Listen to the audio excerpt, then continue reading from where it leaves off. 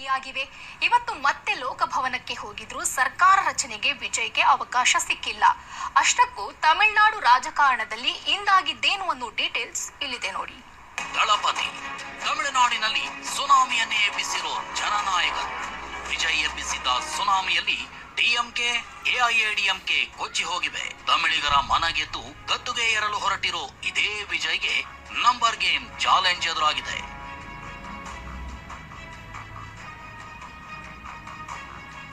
ಗದ್ದುಗೆ ಏರಲು ಹೊರಟ ದಳಪತಿಗೆ ನಂಬರ್ ಚಾಲೆಂಜ್. 112 ಶಾಸಕರ ಸಹಿ, 6 ಸ್ಥಾನದ ಕೊರತೆ, ವಿಜಯ್ ಸರ್ಕಸ್. ತಮಿಳುನಾಡು ರಾಜಕೀಯ ಇತಿಹಾಸದಲ್ಲೇ ದಳಪತಿ ಹೊಸ ಭಾಷ್ಯ ಬರೆದಿದ್ದಾರೆ. ಚಿತ್ರರಂಗದಿಂದ ರಾಜಕೀಯಕ್ಕೆ ಧುಮುಕಿದ ವಿಜಯ್ ಮೊದಲ ಪ್ರಯತ್ನದಲ್ಲೇ ಭರ್ಜರಿ ಯಶಸ್ಸು ಕಂಡಿದ್ದಾರೆ. ಇಡೀ ದೇಶವೇ ತಮಿಳುನಾಡಿನತ್ತ ತಿರುಗುವಂತೆ ಮಾಡಿದ್ದಾರೆ. ತಮಿಳುನಾಡು ಜನತೆ ವಿಜಯ್ಗೆ ಬರೋಬ್ಬರಿ 108 ಸ್ಥಾನ ನೀಡಿದ್ದಾರಾದ್ರೂ ಬಹುಮತಕ್ಕೆ 10 ಸ್ಥಾನಗಳ ಕೊರತೆ ಇತ್ತು. ಸದ್ಯ ಕಾಂಗ್ರೆಸ್ ಬೆಂಬಲಿಸಿದೆಯಾದ್ರೂ ಮ್ಯಾಜಿಕ್ ನಂಬರ್ ತಲುಪಲು ಇನ್ನು 6 ಸ್ಥಾನಗಳ ಕೊರತೆ ಇದೆ. ಇದೇ ಕೊರತೆ ಸಿಎಂ ಹುದ್ದೆಗೇರಲು ಅಡ್ಡಿಯಾಗಿದೆ. ಅದರಲ್ಲೂ ರಾಜ್ಯಪಾಲರಿಡ್ತಿರೋ ಹೆಜ್ಜೆ ಅಡ್ಡಿಯಾಗಿವೆ. ಇವತ್ತು ಮತ್ತೆ ಲೋಕಭವನಕ್ಕೆ ಹೋಗಿದ್ರು ಸರ್ಕಾರ ರಚನೆಗೆ ವಿಜಯ್ಗೆ ಅವಕಾಶ ಸಿಕ್ಕಿಲ್ಲ. ಅಷ್ಟಕ್ಕೂ ತಮಿಳುನಾಡು ರಾಜಕಾರಣದಲ್ಲಿ ಇಂದಾಗಿದ್ದೇನು ಅನ್ನೋ ಡೀಟೇಲ್ಸ್ ಇಲ್ಲಿದೆ ನೋಡಿ.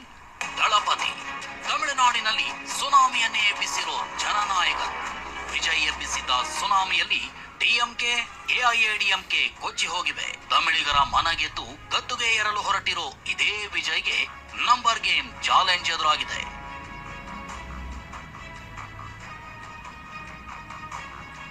ಗದ್ದುಗೆ ಏರಲು ಹೊರಟ ದಳಪತಿಗೆ ನಂಬರ್ ಚಾಲೆಂಜ್. 112 ಶಾಸಕರ ಸಹಿ, 6 ಸ್ಥಾನದ ಕೊರತೆ, ವಿಜಯ್ ಸರ್ಕಸ್. ತಮಿಳುನಾಡು ರಾಜಕೀಯ ಇತಿಹಾಸದಲ್ಲೇ ದಳಪತಿ ಹೊಸ ಭಾಷ್ಯ ಬರೆದಿದ್ದಾರೆ. ಚಿತ್ರರಂಗದಿಂದ ರಾಜಕೀಯಕ್ಕೆ ಧುಮುಕಿದ ವಿಜಯ್ ಮೊದಲ ಪ್ರಯತ್ನದಲ್ಲೇ ಭರ್ಜರಿ ಯಶಸ್ಸು ಕಂಡಿದ್ದಾರೆ. ಇಡೀ ದೇಶವೇ ತಮಿಳುನಾಡಿನತ್ತ ತಿರುಗುವಂತೆ ಮಾಡಿದ್ದಾರೆ. ತಮಿಳುನಾಡು ಜನತೆ ವಿಜಯ್ಗೆ ಬರೋಬ್ಬರಿ 108 ಸ್ಥಾನ ನೀಡಿದ್ದಾರಾದ್ರೂ ಬಹುಮತಕ್ಕೆ 10 ಸ್ಥಾನಗಳ ಕೊರತೆ ಇತ್ತು. ಸದ್ಯ ಕಾಂಗ್ರೆಸ್ ಬೆಂಬಲಿಸಿದೆಯಾದ್ರೂ ಮ್ಯಾಜಿಕ್ ನಂಬರ್ ತಲುಪಲು ಇನ್ನು 6 ಸ್ಥಾನಗಳ ಕೊರತೆ ಇದೆ. ಇದೇ ಕೊರತೆ ಸಿಎಂ ಹುದ್ದೆಗೇರಲು ಅಡ್ಡಿಯಾಗಿದೆ. ಅದರಲ್ಲೂ ರಾಜ್ಯಪಾಲರಿಡ್ತಿರೋ ಹೆಜ್ಜೆ